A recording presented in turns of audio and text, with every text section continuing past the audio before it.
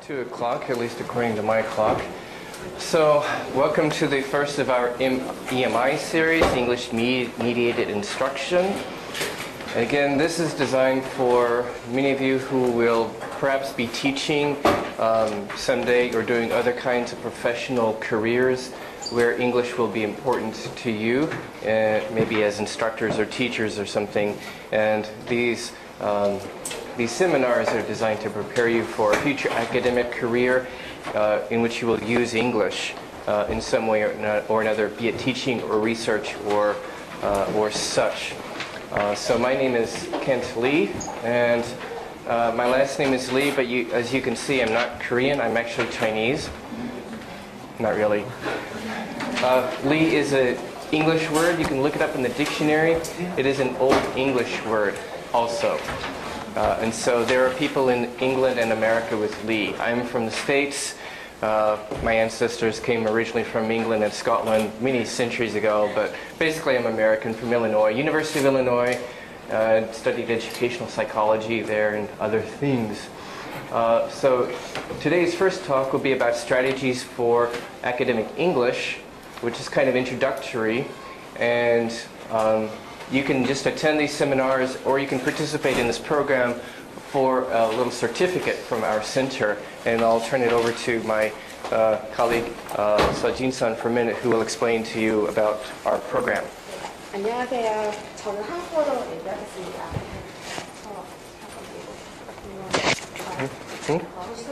Oh, you can use this one.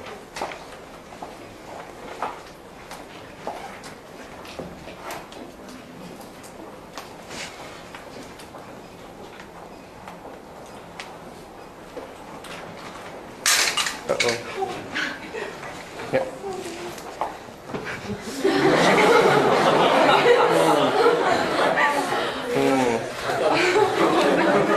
Fortunately, it's German-made, so it should be durable.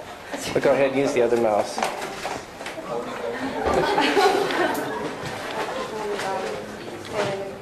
일단 시작을 하겠습니다. 네, 저는 교수학 스캐너랑 교수지원 사업 진성 연구원입니다. 네, 와주셔서 너무 감사드리고요.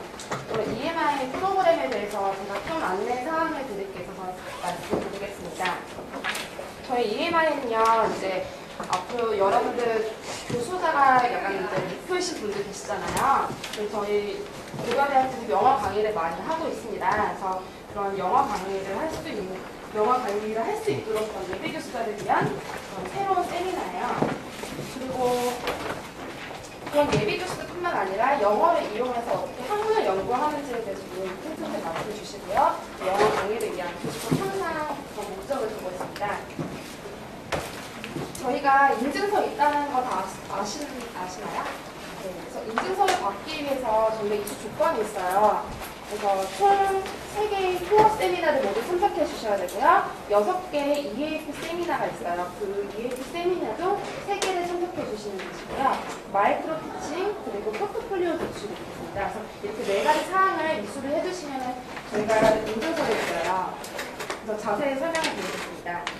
일단 인증서를 신청하신다면요, 교수학스케이버너 홈페이지에 바로 접속하셔서 그러니까 오늘 이거 코어 세미나 1 신청한 거 말고요, 거기 행사명에 보시면은 sign up for the certificate라고 해서 이제 인증서 신청하는 그런 게 있어요. 그래서 여기다 신청을 해주시면 되고요. 일단 이제 이수 조건 중에 4가지가 있었잖아요. 그거에 대해서 자세히 설명을 드리겠습니다. 그래서 오늘 포함해서 코어 세미나가 총 3개가 진행이 됩니다. 그래서 이거는 3개는 필수 채널 세미나이기 때문에 참여를 반드시 해주셔야 되고요. 그리고 이제 9월 28일부터 11월 16일까지 EAP 세미나가 개최가 됩니다. 그래서 그 세미나 중에서 여러분들이 좀 원하시는 분야의 3가지 이상의 그런 세미나를 참석해 주시면 되겠습니다. 그리고 마이크로 피칭 다들 아시나요? 아니세요? 마이크로 피칭은 이제 자신 강의를 여러분 다 목표가 있으시잖아요. 영어로 강의를 하시는 것 같아요. 그래서 영어로 강의를 한 10분에서 15분 정도 강의를 직접 하시고, 강의를 하신 그 촬영을 저희가 다 녹화를 해요. 그래서 녹화한 거를 보시면은 자신이 강의를 하는 모습을 객관적으로 볼 수 있잖아요. 그래서 그런 세션을 이제 운영을 하는데요. 그래서 여러분들이 강의를 하는 거에 대해서 켄트 교수님이 직접 피드백도 주시고요. 그리고 동료 4-5명이 같이 함께 하잖아요. 그래서 그 동료 평가도 같이 하면서 하는 과정입니다. 그래서 저희가 이 숙제를 받기 위해서는 마이크로 코칭 세션을 2회 참석해 주셔야 되고요. 여기에 대한 공지는 저희가 추후 더 공지를 드리겠습니다. 그리고 포트폴리오 제출이 있어요. 그래서 포트폴리오 구성에는 이렇게 3가지가 있는데요. 이거에 대한 사항은 아마 켄트 교수님께서 더 자세히 안내를 드릴 거예요. 그래서 이렇게 4가지를 이제 들으시면은 저희가 인증서를 드리거든요. 그래서 이게 인증서 양식이에요. 그래서 이 인증서는 어디에 필요하냐? 사실 이제 저희 교수학습 개발은 일단 그 교수 원장님의 직인을 찍히고요. 그리고 뭐 이제 이런 교육을 들었다라는 하나의 이슈가 되는 거고, 또 여러분들 영어 강의하실 때 이런 교육을 들었다라는 그런 하나의 증명서가 되기 때문에 그리고 이제 이렇게 한 줄 채우기에는 좀 좋은 거겠죠. 그래서 아무튼 이런 거 일단 이제 코어 세미나 그냥 이렇게 일회성으로도 들으실 수 있는데 좀 더 욕심이 있으시다 하시는 분들은 인증서 양식을 인증서 받기 위해서 그런 조건들을 채워주시면 됩니다. 저희가 동영상을 제공을 하고 있어요. 지금 이렇게 강의하고 있는 것도 다 촬영을 하고 있거든요. 그래서 동영상 보는 방법은 이제 아까 교수학습 개발 홈페이지를 접속을 하셔서 자료실에 가신 다음에 학습법하고 그다음 이제 호랑이 배우는 전략 시리즈 저희 EMI 세미나 매일 이제 업데이트를 하거든요. 그래서 신청해 주시면 들으시면 되시고요. 그리고 저희가 이제 이번 코어 세미나 계속 이어지는 세미나는 매주 금요일마다 저희가 포털 그리고 이메일로 다 공지를 해드려요. 그렇기 때문에 여러분들 보시고서는 들으시고 싶으신 분들은 오늘 코어 세미나 들으신 것처럼 신청해 주시면 되고요. 저희가 포스로 이제 모집을 하기 때문에 빨리 해주시면 됩니다. 그럼 이제 켄트 교수님을 강의 시작하도록 하겠습니다. 혹시 질문사항 있으세요? 네. 근데 그러실 건데 꽉 차면 어떻게 되나요? 어떤 기사요? 지금 거의 저희가 거의 70명 정도를 갖고 있는데 저희가 한 85명 이 정도까지는 좀 이렇게 드리려고 하거든요. 워크숍 특성상 사실 신청하는 모든 인원들이 다 오는 건 아니기 때문에 그리고 인증서를 만약에 신청을 하시면은요 저희가 그런 분들은 우선적으로 다 신청을 넣어드려요. 그렇기 때문에 인증서 신청을 하시는 분들은 웬만하면 저희가 다 미리 입력을 다 해놓거든요. 그래서 그런 데는 걱정이 없어요. 일단 안에 아까 보여주셨던 어떤 날짜에 무슨 내용을 하고 이런 거 따로 홈페이지가 네, 저희가 EMI 이거 행복 포스터 올렸을 때 같이 올렸던 EMI 매뉴얼 같은 게 있거든요. 혹시 그게 만약에 못 찾으시는 경우에 저희한테 문의를 주시면 저희가 이렇게 드리겠습니다. 또 없어요? 이게 지금 동영상은 아무나 다 네, 동영상은 대학원생 모두 다 신청받으실 때 보실 수 있습니다. 아까 보여주신 여러 가지 해야 된다고 하셨거든요. 네, 한 번 더. 네. 이번 학기 내에 다 해야. 네, 이번 학기 내일 다 하셔야 돼요.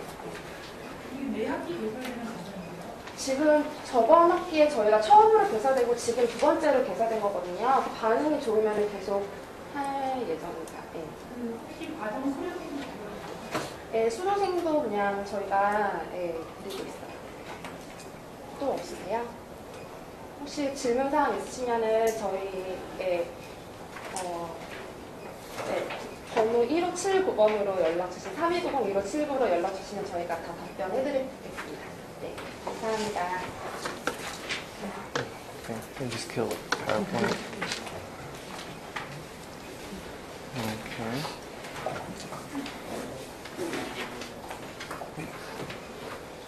Hold on. This isn't working right. It's not working. Oh no. Sort of working. All right. So today we're talking about some general strategies for academic English, which I know sounds kind of broad. And this is kind of born out of my various backgrounds. I did my first master's degree in linguistics, my second one in TESOL, then a PhD in educational psychology. And so my training has spanned the realm of linguistics to psychology and other things in between. As well as my experience as a language learner and a language trainer and educational consultant. Particularly a lot of background in academic writing, teaching academic writing. So some of these seminars focus more on academic writing, some more on academic speaking, lecture, presentation skills, which would be relevant to you either as teachers or as researchers, doing conference presentations or anything like that, any place where you're going to be using academic English in academia or in other professional contexts. So we'll talk a little bit about general versus academic rhetorical style, and then English versus Korean style, and some of the difficulties that people have either as people who are new to academic writing or specifically with English as a second language.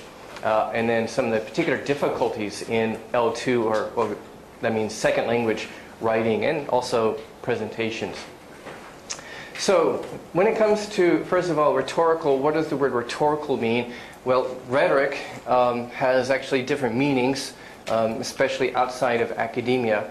But here, rhetoric or rhetorical has to do with academic writing and speaking, or formal writing and speaking, where you are trying to persuade somebody.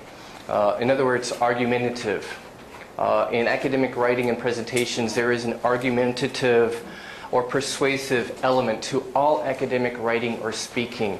Now, how this works varies from one field to another. If you're in the humanities, very clearly it's easy to see how your writing is very argumentative. You're arguing for a particular interpretation of something in the humanities. But in social sciences and even sciences, you're arguing for a particular interpretation, maybe of data, of evidence. And even scientific writing is argumentative or rhetorical, in that you are arguing for the value of, say, your experiment. You're trying to convince the scientific community this experiment is interesting, this is a cool experiment, this experiment proves my hypothesis, or this experiment adds something to our body of knowledge in the field. So even scientific writing, as seemingly dry as it might be, is persuasive as well as informative. And so when it comes to academic writing, what are the main differences between academic writing and non-academic writing? What do you think are differences between academic writing style versus common informal kinds of writing? Words. What about word? Word. Okay. Word difference. Okay, obviously vocabulary differences in that academic writing obviously has different vocabulary. Particularly for academic writing in English, it's words from Latin and sometimes Greek. So English, of course, is about 2/3 Latin, in the same way that Korean is 2/3 from Chinese, and in the same way that in Korean, a lot of the more academic words are from Chinese. In English, a lot of the academic words tend to be Latin, sometimes German, or especially Greek. So I would say about 2/3 of English is Latin. Some of it is Greek, particularly in, well, medicine is especially very heavy with Greek words. And sometimes there are words from German and other languages too. So there are obvious word choice differences. You use more of these words from Latin, and it may be difficult if you don't know maybe another language like Latin. If you've ever studied Latin, has anyone studied Latin? Ticas ne Latine? That's a cool language. Or other related languages. I mean, that would help you with English. What are other differences between academic and general writing?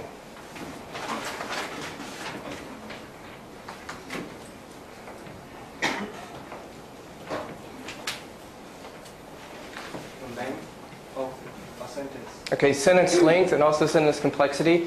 More informal kinds of writing tend to use simpler sentences with main clauses, whereas academic writing tends to have longer sentences, more complex sentences, and what we call a lot more, first of all, coordinate clauses. What is it?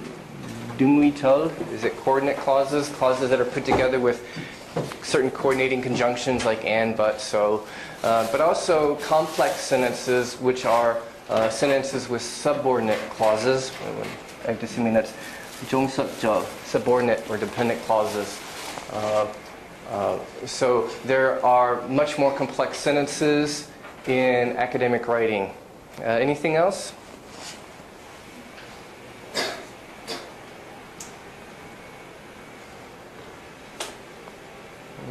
What is genre difference? Genre? Genre has to do with writing style. And so some of these things we're talking about are genre differences. So genre, first of all, there is a general academic genre, academic as opposed to business writing, as opposed to general or informal kinds of writing. And then within academic writing, there are different subgenres. You have chemistry writing, engineering writing, and math writing, and English or literature writing, writing about literature and such. And so within these different fields, there are genre differences. And actually next week, we'll talk more about the differences in academic writing between different fields and the unique characteristics of writing in your field. So for next week, it'll be helpful if you maybe bring a research article or a scholarly article from your field of study so we can actually compare them and see what the differences are. So there are various style differences. There are differences, of course, in the structure. Academic writing tends to be a lot more structured. We'll talk about the structure in a minute. Any other ideas about differences between academic and general writing?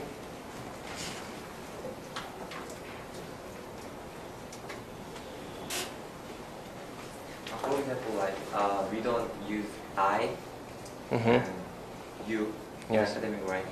Okay, so we don't really use I and you in academic writing. We definitely avoid second person, like you, and usually we avoid first person.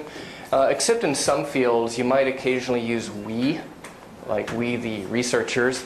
In some fields, that may sometimes be acceptable, but not too much, because to some degree or another in academic writing, we try to be objective. We try to have an objective tone. The research methods is generally very objective, especially in science and engineering. It is very strictly objective, where the writer's personal presence is not to be even felt in the writing. It's supposed to be impersonal and objective. Maybe in humanities, sometimes you can say we. Occasionally in social science writing, you can say we. But it's not so common, only when absolutely necessary. But generally, you don't really directly address yourself or the reader. So you avoid second person and first person as much as possible. Anything else? Okay, now that you mentioned things like grammar, there are grammatical differences, grammatical complexity. Later in the EAP seminars, we'll talk more about some of those grammatical aspects and vocabulary and such, and the verb choice. There are differences we'll talk about later. What verb tenses do you use in academic writing and such. I should probably advance this. Mouse is not working. Okay. So there's actually a separate handout online with some of this. So on my website, there's a website with the web address at the top of your handout. You can, from there, there's a link to actually the seminar website, which is on my personal homepage. And you can get some other handouts like this. And I get this. Okay, let me go back. Oh. You have to use that mouse. So these and other things are different for academic writing. Now, what about Koreans doing academic writing in English? What are your unique challenges? What is difficult for you? First of all, in how you structure an essay. Are there differences between, say, academic essays in English compared to what you're used to in Korean?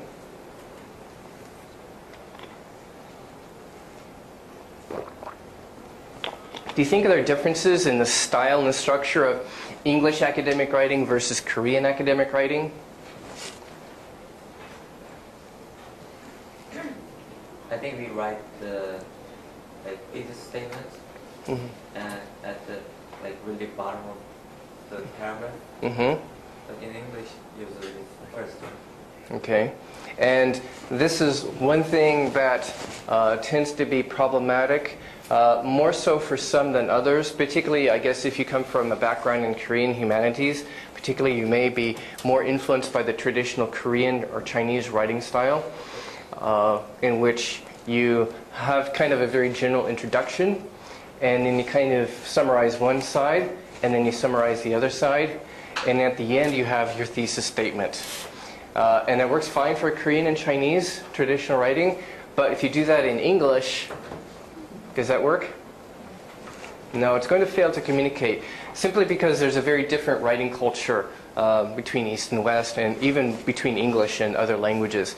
And the academic writing is in English, and pretty much the English writing style has been adopted in the academic world internationally because, well, it happens to be very convenient for academic writing. In academic writing, you want to tell the reader exactly what your main point is, what your thesis is, your main argument at the very beginning. Because otherwise, if you don't, they probably won't have the patience to read it. People like to be able to see from the first paragraph what your paper is about, and is it interesting, is this worth reading? And if not, they will probably not read it. And especially for an English speaking audience, the Korean or Chinese writing style is not really going to communicate to them, simply because there's a big cultural difference.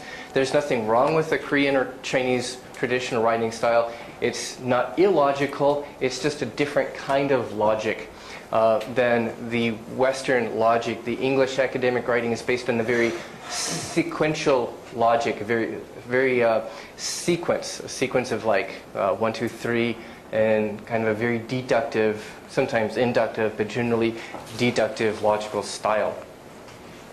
And so sometimes East Asian writers have trouble with argumentation style in English. One will be with introductions, which we'll get to in a minute, to the overall essay structure, as I mentioned.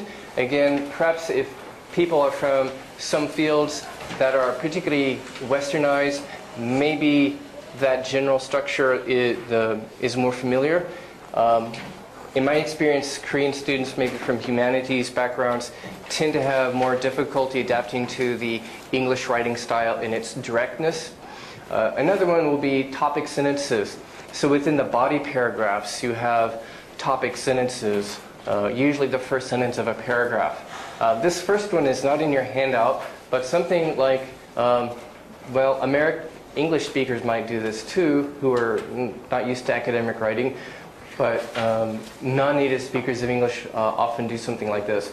Something like, I want to argue that this policy will not only fail to bring blah, blah, blah, but in fact, I think it will ultimately compromise. And this is a kind of mistake that a lot of inexperienced writers will make. And what is wrong with this?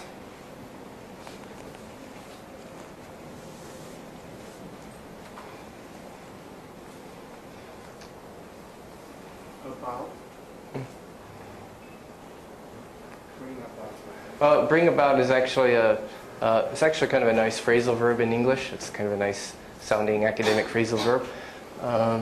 But the I want to and I think, that's problematic.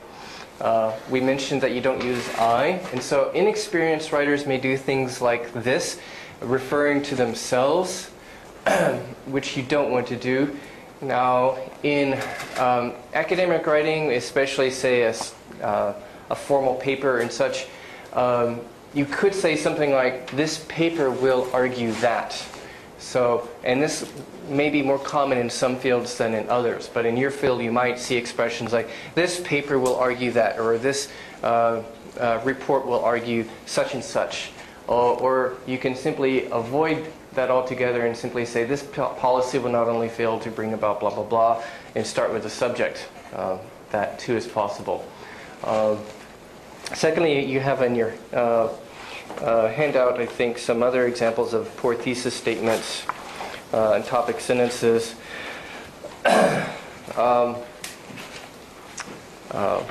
Yes, oh, this is on your handout. I want to argue that, blah, blah, blah. The second one, Korean texts here have been analyzed by applied linguist Eggington. He shows that Korean texts are characterized by indirectness and nonlinear development. Does this sound nice as a topic sentence or as an introduction, as a beginning of a paragraph in the body?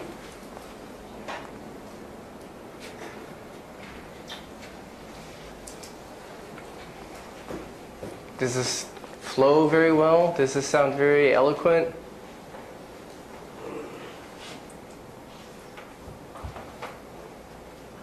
Don't feel bad. This is actually written by a native English speaker in an academic book. Some scholars don't know how to write well, too, so don't feel bad. This is actually written by a linguist, too, and this is a bad sentence.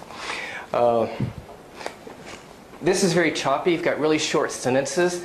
Korean texts have been analyzed by applied linguist Eggington. That sounds really boring.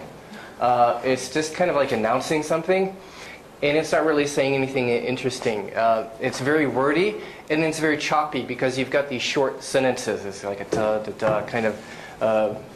it's got the rhythm of a North Korean news announcer, frankly. There's no rhythm here. Instead, you can combine this into something much more concise, like Eggington's analysis of Korean texts, and they got the citation, shows that Korean texts are characterized, blah, blah, blah. So I've kind of combined sentences and made it more smooth and nicer. So these are some of the typical problems, topic sentences that are kind of, they don't really communicate with the reader about what the paragraph is about. Introductions that don't really communicate with the reader what the essay is about, and some or the overall structure and argumentation. And the first page of the handout actually gives you some kind of general tips. If you're not familiar with the English writing style, we have an introductory paragraph that provides very specific background that leads directly to a thesis statement. And the thesis states your main point directly. And the thesis is often followed by kind of an overview. For example, the thesis might be whatever your main argument is. This policy will fail to do such and such. And in order to prove that, you're going to have to maybe provide several kind of main arguments. And so the thesis is then going to be followed by kind of an overview statement, which says, in order to look at this, we're going to examine areas A, B, and C. So in order to prove this thesis X. And we'll see some examples later on. So in the handout, there are some of these. We're going to look at some of these. Okay, so the traditional Korean Chinese structure is kind of different. You have kind of an opening. It's not really an introductory paragraph in the sense that the introductory paragraph serves in English. It's more of a general opening, and then the traditional Korean structure or Chinese structure has this kind of loose development of an argument, or kind of summarizing two different sides of an issue, and talks about maybe some other related concepts and arguments.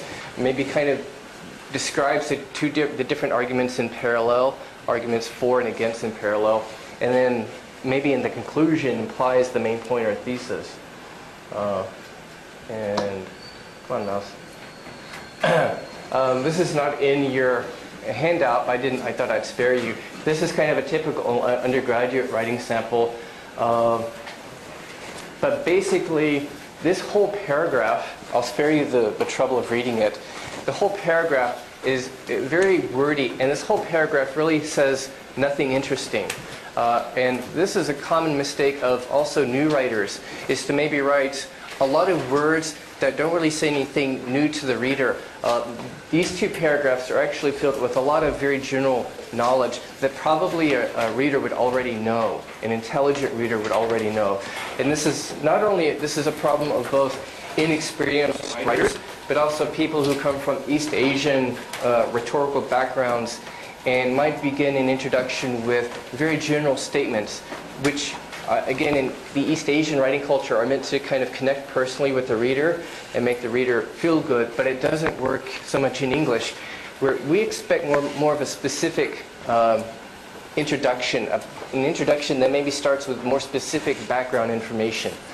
So for example, one time in a writing class, I asked my students to do essays, research papers about English education in Korea, and they would hand in essays that would start with something like, English is an important language, or English is a global language, or English is really important, or English is really hard for Koreans. Well, it's true, but that's very general knowledge, and that's not really going to connect with the reader because an intelligent reader already knows that. And so you don't want to start with something that's common knowledge, something that the reader would find uninteresting or obvious. You want to start with something that's more specific to your main point. And so in the, we get to this one. So that sample, previous sample was very focused. You can download the Prezi later on. I think this one is in your handout. Your handout has one paragraph from this. What I have here on the screen is actually 2 whole paragraphs. We'll just look at what's on your handout. The first paragraph, this first writing sample under introductions, I've got some sample introductions. Okay, so even for students who have the general essay structure down, who know the general essay structure of English essays like introduction, thesis, and then body sections which present various arguments and evidence in support of the thesis and conclusion, even for writers who have that down, who have learned that, introductions are still a problem. And so here is one introduction. So writing sample number 1. And actually I've cut out part of it here, but as you look at writing sample number 1, just take a quick look at writing sample number 1 and tell me what you think of this writing sample on page 3 of your handout.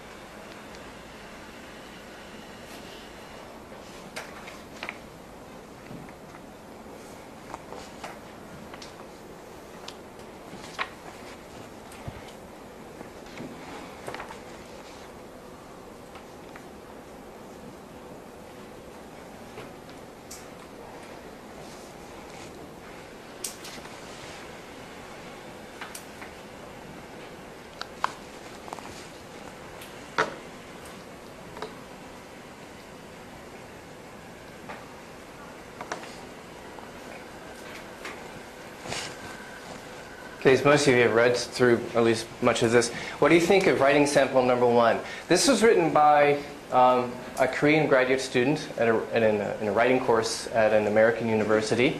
This was a grad student, obviously, in architecture. What do you think of this as an academic, as a piece of academic writing, as an introduction? There's no specific references References to what he's talking about. Okay. Yes. You can't tell really where it's going. What is he going to talk about, he or she? Okay. So there's nothing specific. Usually you kind of expect some specific discussion. It's going to really give you a good idea of what the thesis is going to be. Something that's directly related to the thesis, the main point, the main argument of the paper. This is very general. For other people in the field of architecture, this would not be informative. And so this person is perhaps struggling, again, either because of the cultural differences in writing style or simply because the person is not used to academic writing. The person is struggling really to get somewhere but can't. And so this whole paragraph, and actually it's 2 paragraphs in the original, really goes nowhere. It kind of goes around like this, simply repeating common knowledge, nothing specific to a thesis. And so the typical reader is going to look at this and say, this is not interesting. I'm not going to read any further. I'm going to put this down. And if that happens, then the writer has kind of failed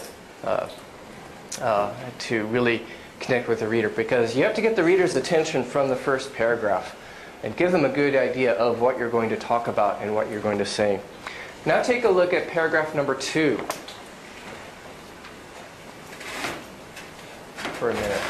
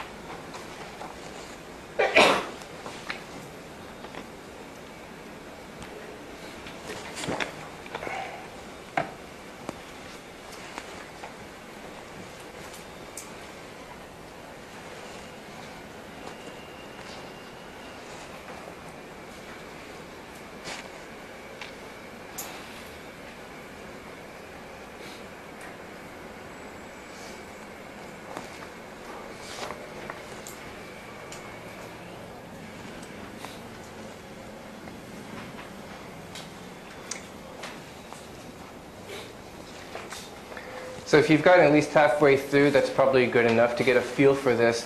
If you've read at least through halfway, how do you feel so far? Do you like this paragraph? Okay, it's definitely better. It definitely tells you more about where the writer is going, right? Do you notice any problems? Do you feel okay?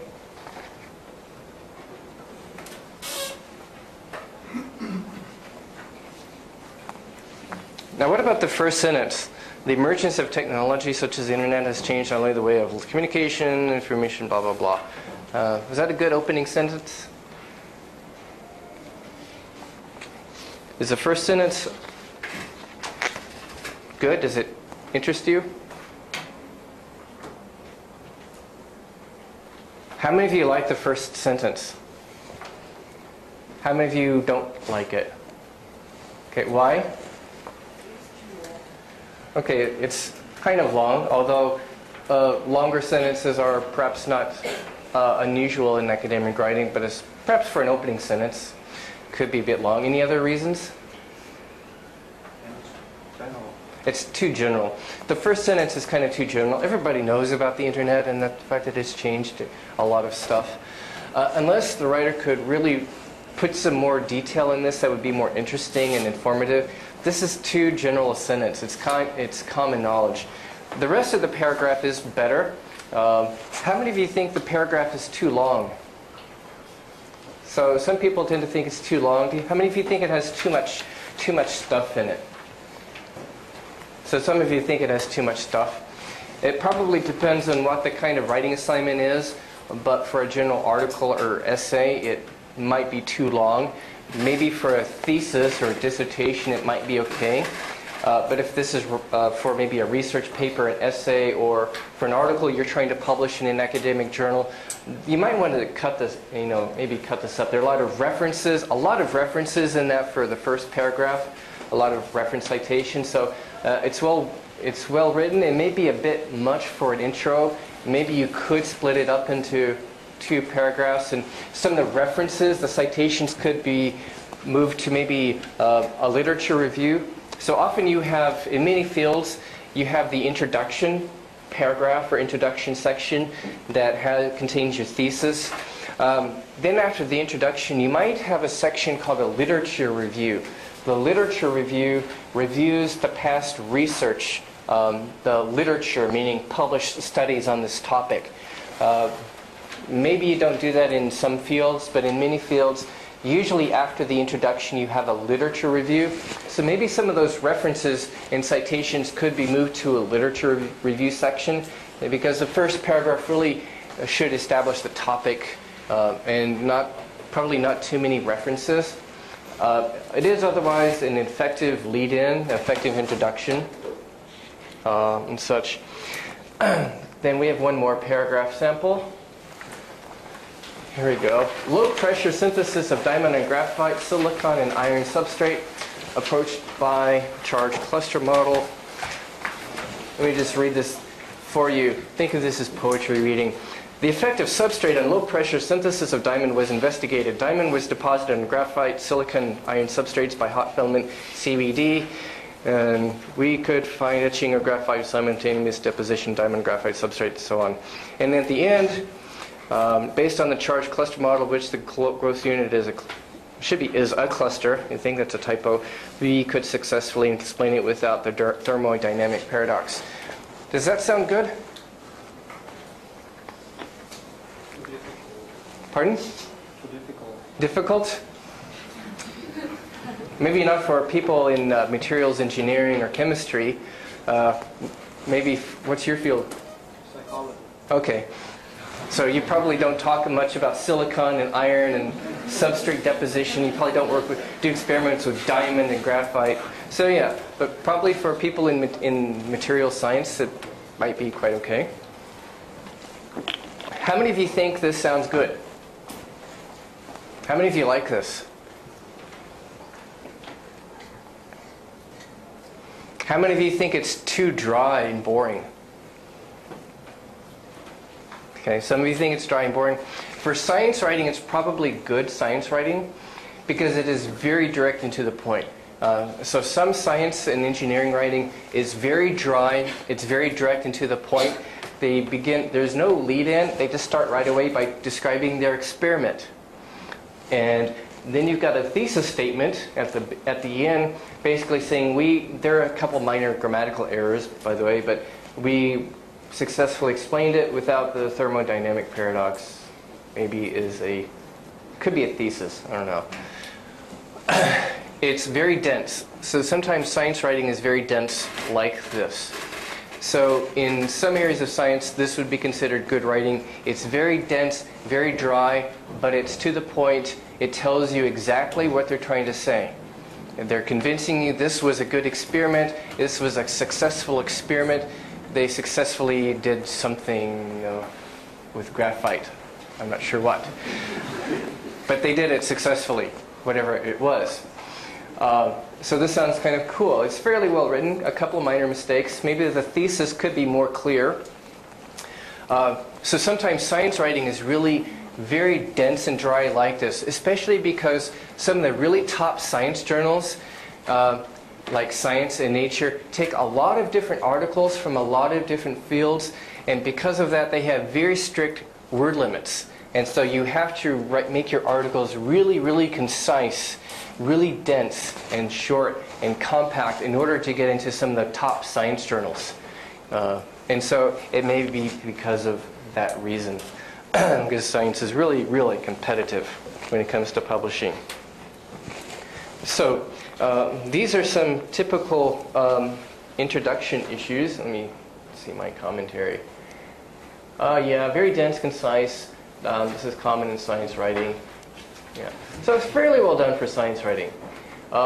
Now, I could show you some other examples of Korean students, Chinese students, and Japanese students. Some of the typical mistakes they tend to make in academic writing. Students from East Asian culture may sometimes rely too much on appeals to authority, like so-and-so said this, therefore this must be true.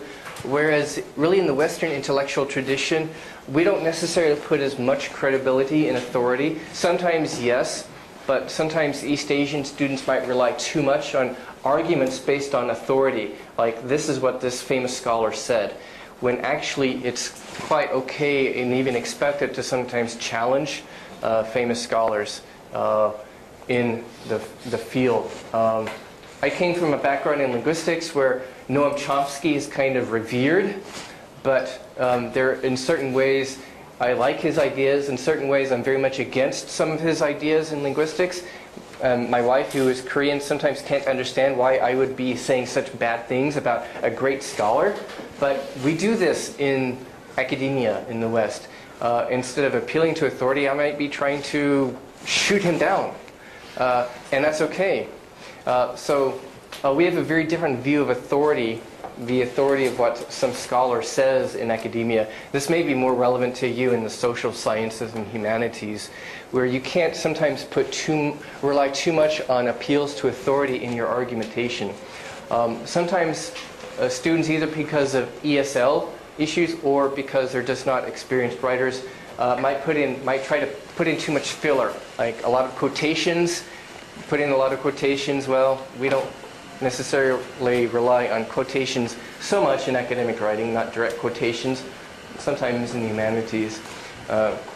Quotations that really don't support your arguments, that are weak, rhetorical questions, digressions, you kind of wander off a topic, unrelated statements that really are not logically related to a topic sentence.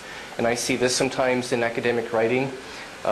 Statements that really just do not logically relate to a thesis or to a topic sentence.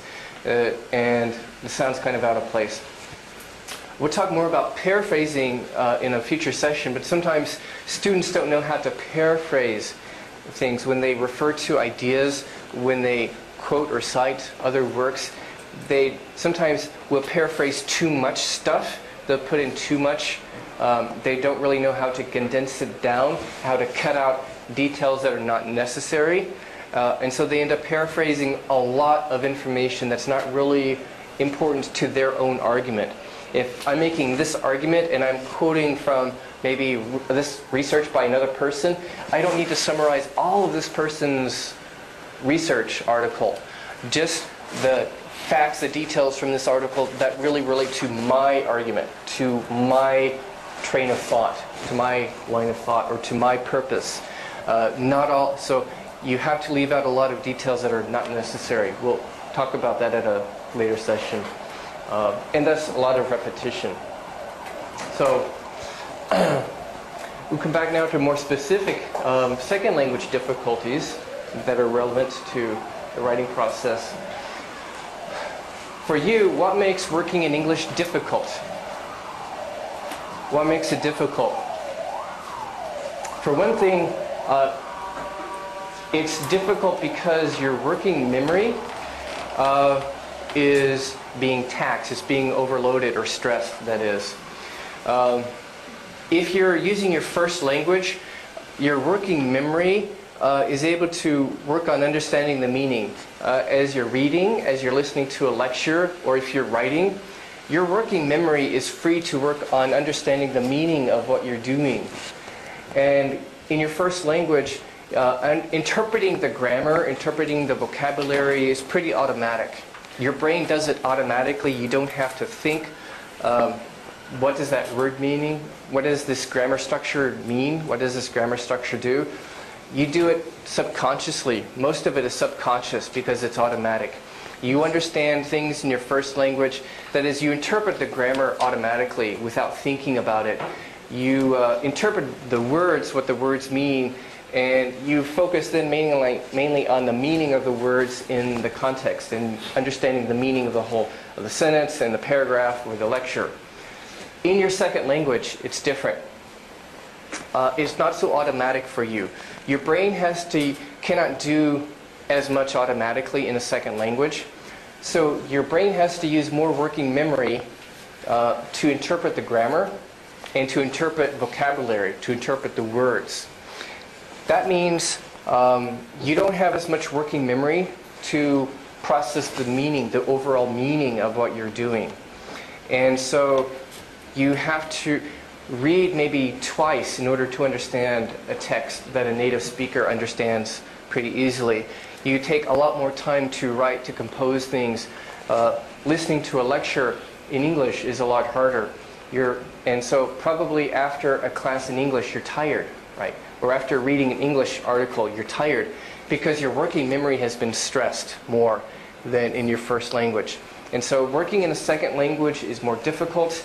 You're able to focus less on the meaning of the discourse, the lecture or the paragraph. And students tend to rely too much on memorization, which we'll talk about later.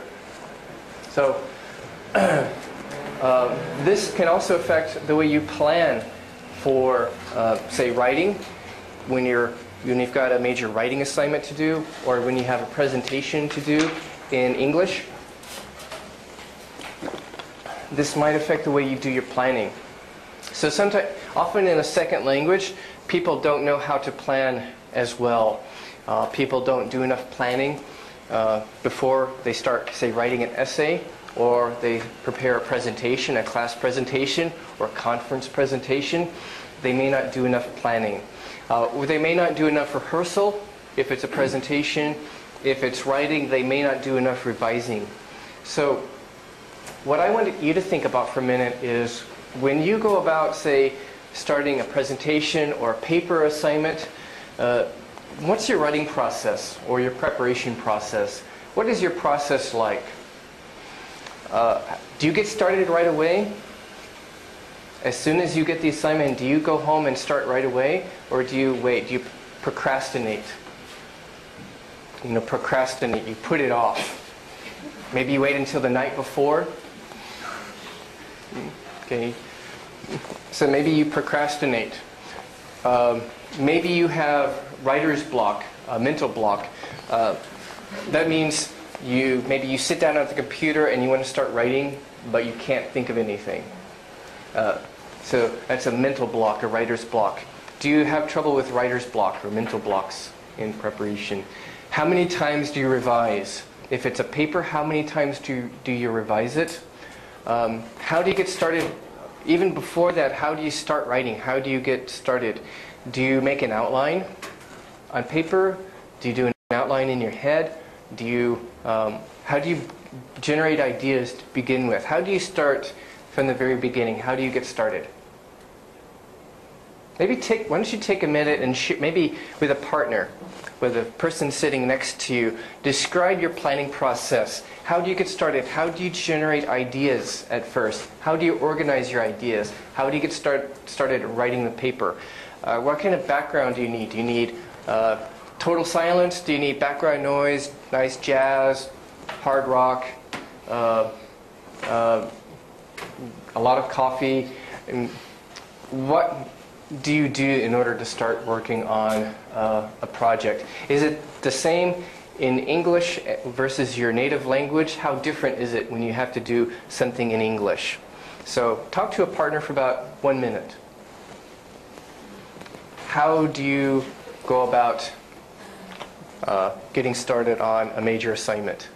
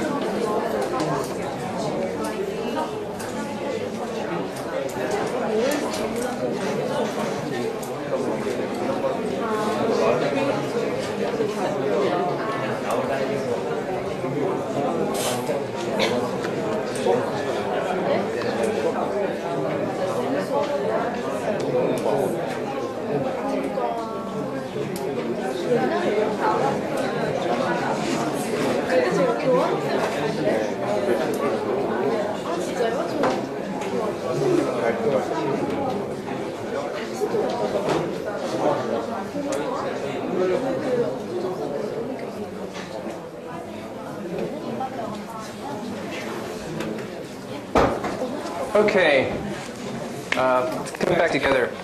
How many of you use some kind of outlining method? Some of you use an outlining method. How many of you use maybe some other method to generate and organize ideas? Some other method? No? No? How do you then get started? Do you just sit down at the computer and just start typing and hope that it comes out? Does it come to you in a dream? That would be nice, wouldn't it? One of the problems that people have trouble with writing or other assignments is maybe they don't know what kind of strategy will work for them. I would recommend really an outlining strategy for everybody, especially if it's in a second language, because that really helps you to plan things in a way that's appropriate for English academic writing. But maybe before you get to that stage, the outlining stage, maybe you need to do something else. That may depend on you personally and what works for you. At the same time, this might help you with some of your blocks. How many of you have some kind of a block when you're trying to write, like writer's block? Some kind of a block, okay. How many of you procrastinate? Not willing to admit it, huh? How many of you have some kind of difficulty getting started? Okay, probably a lot of you at some point or another have difficulty. If not, maybe because you haven't been in grad school long enough, and I promise you, you will. What are some of the common sources of difficulty? Sometimes the topic you've chosen is too general. Sometimes you have too much or too little information. A common problem is, actually a very common problem for beginning writers, is they pick a topic that's too general.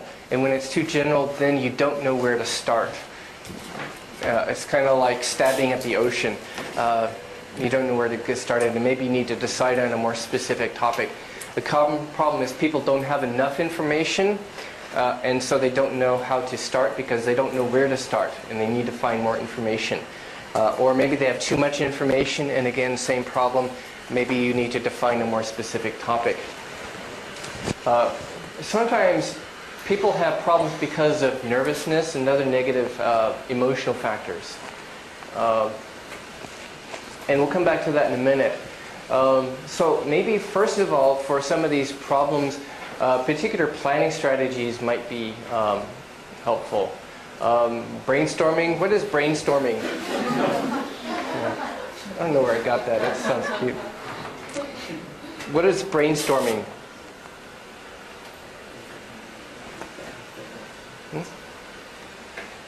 It's just coming up with different ideas and maybe writing them on paper. And maybe for some people it's free writing. You just write down whatever ideas come to mind. No matter how messy and unorganized it is, just whatever it is, just get something on paper, get some ideas on paper. Free writing is, for some people, an effective sort of brainstorming. Some people are more outgoing and extroverted, and if you're like that, maybe you want to brainstorm by just talking with a friend about your topic, say your paper topic. For some people, this kind of social brainstorming might be effective. If you're an introvert or more writing-oriented, free writing might be good for you. If you're kind of an extrovert and very communicative, social brainstorming might be good for you. Some people like concept maps or mind maps or flow charts. Maybe if you do free writing and you've got all these random ideas on paper, then you can kind of draw lines and circles and connect things together and then organize it into a flow chart or some kind of a mind map. Ultimately, you probably, if you do find different strategies that work for you, and then hopefully they'll go to an outline at some point. If you want to do brainstorming, that's probably effective. And if you want to do a mind map or a concept map or a flow chart, that might be good for you if you're more visually oriented. If it's an academic paper, probably from there you then want to develop an outline. Because an outline will kind of make you organize things into a logical order, one that would be appropriate for an English style essay or an English style presentation where we expect things to be in this kind of order. You've got a thesis, you've got your different supporting ideas that support a thesis, and like here and here and here. And then for each main idea, which will probably become at least a paragraph or a section of the body of your paper, then you've got different supporting ideas that support a thesis. And then you find evidence or data that support those claims. This is kind of an ideal strategy. First, to do this on paper, if you're not used to doing it. Sometimes when you get used to this, then you can do it in your head if it's like a paper for a class that's due the next day or the next week. When you get used to this, you can do it in your head. But if you're not used to doing this as an exercise, it's maybe best to start doing this on paper. Maybe go from your free writing or your brainstorming or your mind map then to an outline like this as a way of organizing your ideas into something that would work for an English paper. Usually outlines are roughly 3 to 5 main points, and each main point might have 3 to 5 subpoints.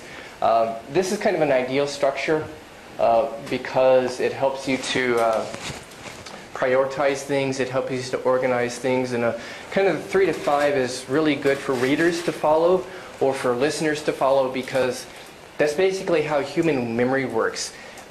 If you say, I'm going to talk about X, in order to talk about X, we're going to look at A, B, and C, then for your listener or your reader, they have in mind, okay, your main components of this essay or this presentation will be A, B, and C, and they can follow 3 to 5 main ideas in mind. And so this is a good way to communicate to your readers or your listeners. You want to have a good introduction that provides maybe some research background. An introduction or an introductory section that maybe states a research hypothesis or research question that provides some kind of relevant research background. You start talking about the past research in this area that leads up to your thesis. Okay, this is what other people have done, and this is what I have to say about it. Maybe a rationale or significance, why this topic is important. Why should the reader care about this paper? Why should the reader care about what you have to say? So oftentimes introductions provide a rationale to the reader. Why is this interesting or important? Conclusions also do this too. Why is this interesting or important to you as the reader? And maybe sometimes you have to define concepts for the reader if the reader may not be familiar with some of the concepts that you're referring to, especially in humanities writing. A lot of students don't do enough revising on their papers. You have to go through several stages of revising. And if it's a presentation, a lot of rehearsal where you work on a lot of these different aspects. Because during your actual presentation, you don't want to think too much about how you express yourself in English and is the grammar right. You do that in the rehearsal. We'll talk more about that in the future seminar. Let's look at nervousness though. Some people are nervous, and this is sometimes a mental block in their preparation for a paper or in doing a presentation. And nervousness is often misunderstood. A lot of people think, I'm nervous, that means I'm not going to do well. Or I'm nervous, therefore I'm not, I have no idea what I'm doing. Or I'm nervous, that means I'm going to fail. A lot of people misunderstand nervousness. It is not a bad thing, actually. Nervousness is actually a good thing. If you look at professional speakers like Steve Jobs or really good lecturers like Michael Sandel, they are probably nervous, but they probably don't look like it. They use their nervous energy to give their presentations. To give a presentation, you need a lot of energy to talk, to use your voice, to mentally focus. And same is true if you're about to start a major writing assignment. Nervousness is the brain's natural response to an important task. There is nothing unusual or bad about being nervous. There's a certain amount of nervousness that is actually healthy. It is your brain's way of producing extra mental energy so that you can focus on what you need to do.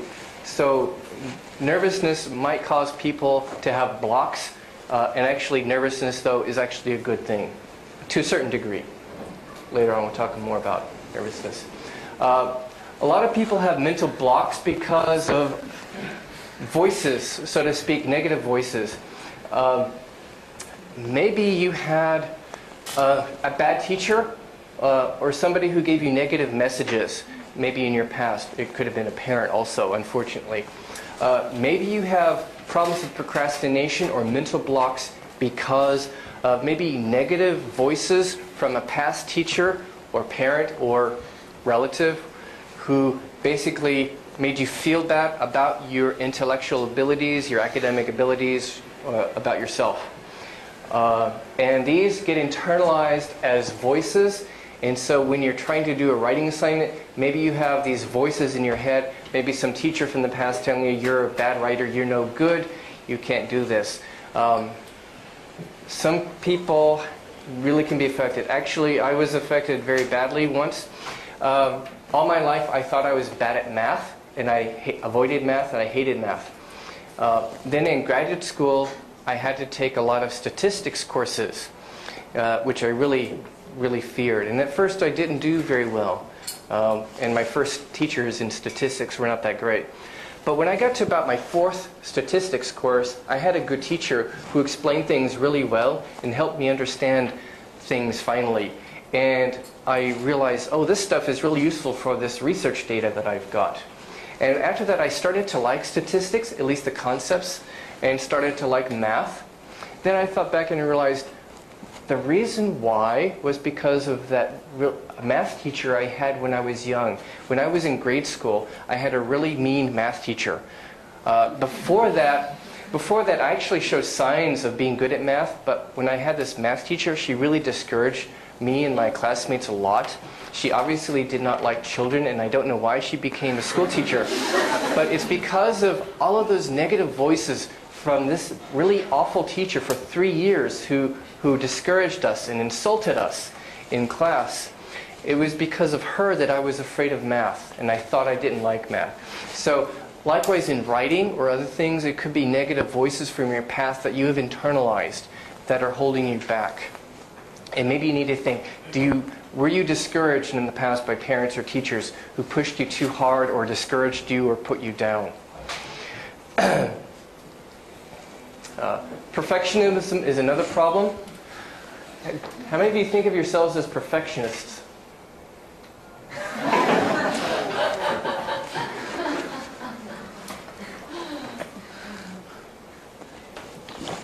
A lot of people think of perfectionism as a good thing, but it's not. It's not. A lot of people will think, oh, I'm a perfectionist. They think it's a good thing to say.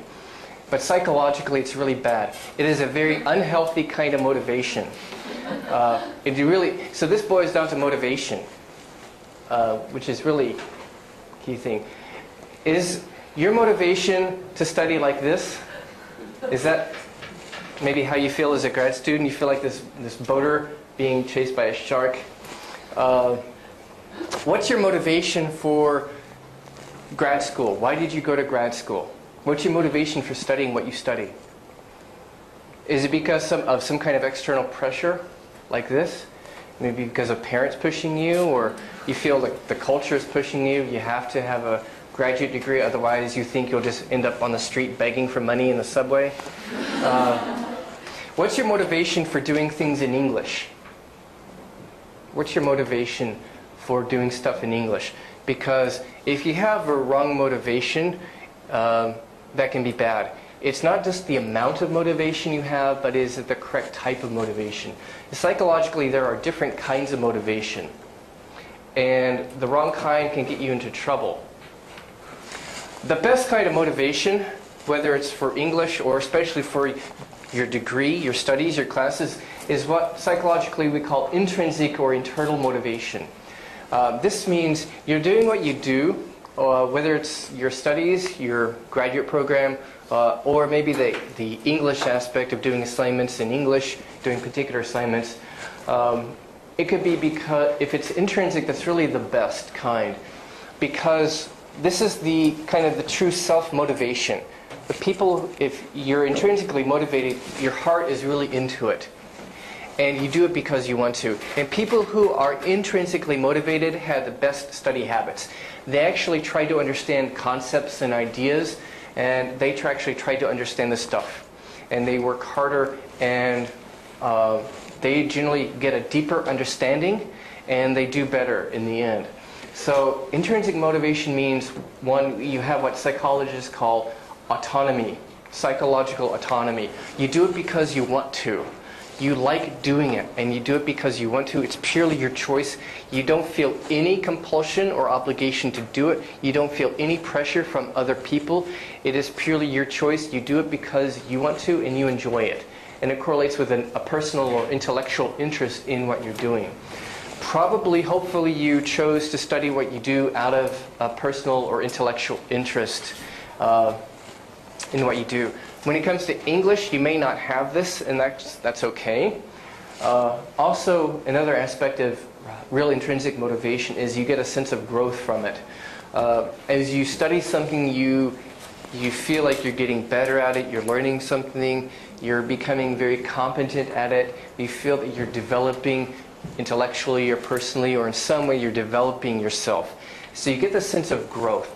And we enjoy what we're doing because we get a sense of growth and because we have a personal desire to do it. So you've got a personal passion or interest. You get a sense of growth somehow from what you're doing.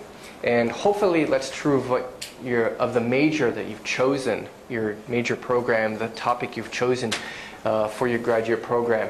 For English, maybe not.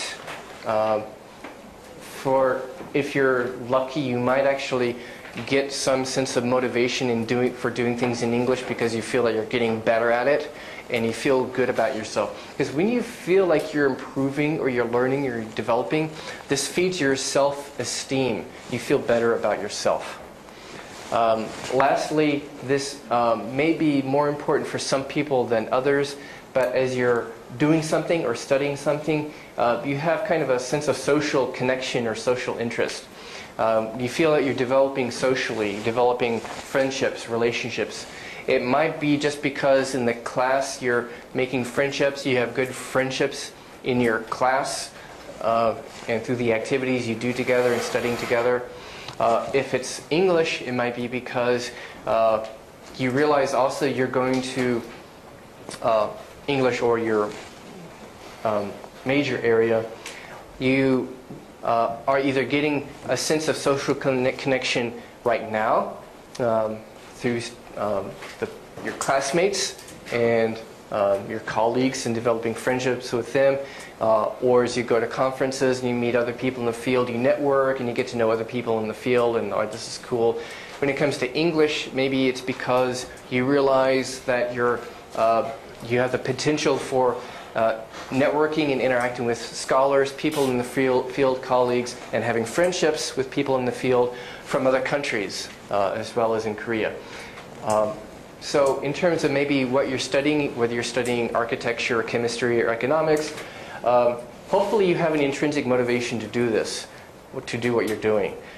If you don't, you are more likely to have problems with procrastination, putting things off, with mental blocks, with maybe anxiety or perhaps even depression, or getting burned out from your studies.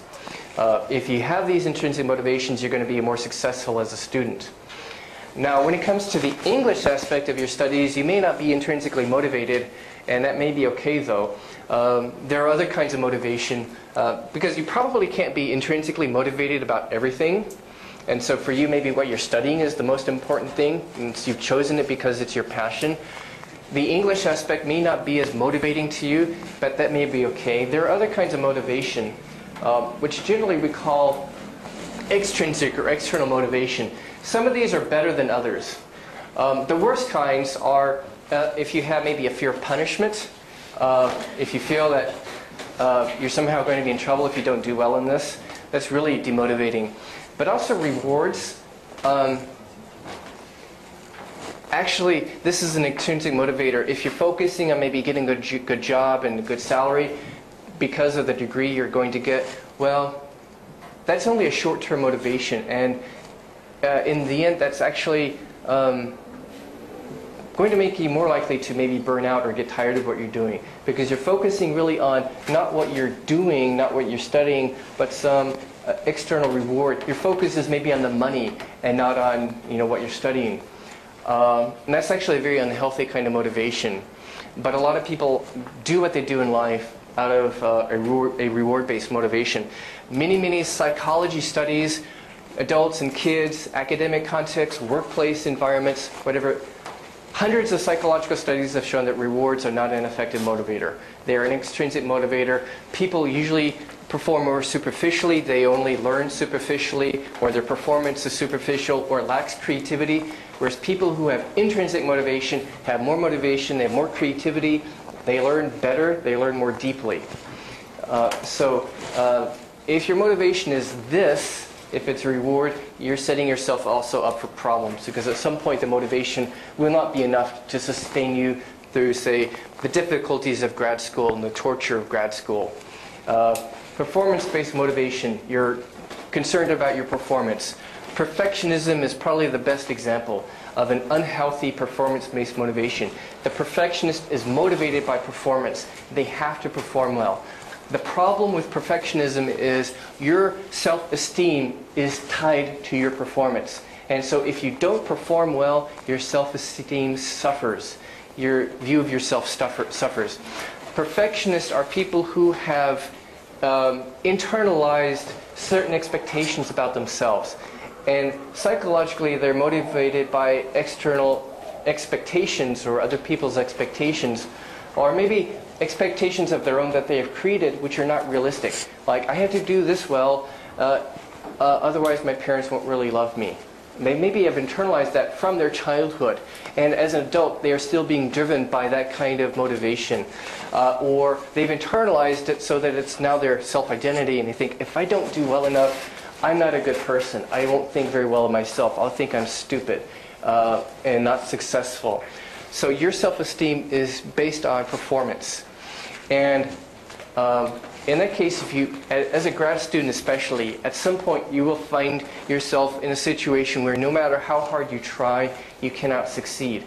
So far, maybe your perfectionism has helped you to succeed, but at some point you will face a challenge when all of your work and effort are not enough for you to succeed as well as you would like. And this is a failure mode. And at some point, the perfectionist or other people with external motivation will fall into a failure mode. No matter how hard you try, you cannot succeed. When this happens, you will do things that you might not normally do. You may procrastinate. Sometimes procrastination, putting things off, is a way to avoid something that's painful and threatening to your sense of self-esteem or your sense of face, your chaemyeon in Korean, your sense of face. People who are perfectionists who fall into a failure mode where they can't succeed are likely to fall into depression or anxiety or guilt, or have mental blocks or such, or just feel bad about themselves. They're more likely to have self-esteem problems and as a result have other problems as well. So perfectionism and other external motivators are actually unhealthy sources of motivation. For you, the education system here has maybe made you feel that way about English. Maybe for you, English is an obligation. You do it because you have to. And it's understandable because of all the pressure from the education system. Or the education system and pressure from teachers and parents may have turned you into a perfectionist when it comes to English. And I want to tell you that's really unhealthy, because then you're doing English for the wrong reason. Maybe you can't become intrinsically motivated about English. That's okay, because maybe this one is this one is still extrinsic. This might be okay for your English motivation. This is better than the others. This is where you see something like English as personally important and useful to you. If you can at least get to this point, this is better, a better way of viewing English, and why do you do things in English than these. So maybe if you can get to the point where you realize that English is at least important and useful for me personally, without any sense of obligation. So if you can really analyze and introspect about your motivation for what you're doing, why you're studying what you study, and then why are you using English, because English might be really frustrating for you. But if you can kind of come to the point where you realize, okay, English is not bad. English is interesting. It is important for me personally. It is very useful for me personally. And not think of it as an obligation. Don't think that English is something you have to do because your professors or CODE or your graduate program require it. If you can avoid thinking about English as a requirement, as an obligation that someone has imposed upon you, and instead learn to think of English as something that is important and useful to you, this is at least a more healthy motivation for doing English than the others. And this is basically where you've kind of internalized English. It's not like an external obligation. It's not maybe your passion, your heart are not into it, but at least you've kind of internalized some value that you see for English, for doing English. If you can at least get to that point, then maybe you won't have such trouble with procrastination, with frustration with English. It may become less stressful for you if you can view English in that way, not as an obligation, but something that's kind of interesting and at least useful and important. So you might want to consider, kind of evaluate your motivation as you're starting a semester of grad school. Many of you may be starting grad school for the first time. So it's good to kind of take stock of your motivation. Why are you doing grad school? Why are you studying what you study? Is your motivation really intrinsic regarding what you study? When it comes to English, what kind of motivation do you have? Because if you have these kinds of motivation, you're going to cause yourself too much stress. So consider also what is your motivation for English. Psychologically, deep down, how do you feel about English? Do you resent it? Do you resent having to do stuff in English? Or can you kind of change your mind about English and have a more positive outlook? And then maybe your motivation can improve. Okay. Because these motivation problems are really the sources of a lot of problems in academic writing or presentations for people doing English as a second language. Any questions?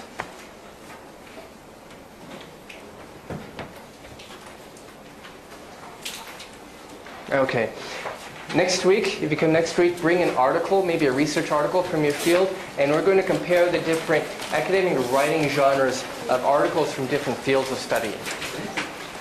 Okay? All right, good luck.